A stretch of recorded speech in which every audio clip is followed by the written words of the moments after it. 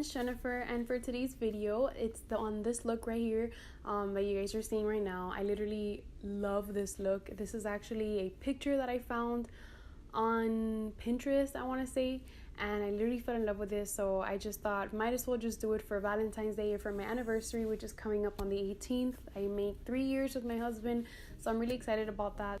So I used 3 palettes, but the main one I used was the Naked Heat palette and a Morphe palette. I don't know the name of the palette. I'm gonna put it right here. And honestly, I got the look. It was pretty easy. It took me a little bit more time just because I don't do cut creases usually, but I thought this was pretty fun to do. But yeah, I had a really fun time doing it, and I think I did a pretty good job.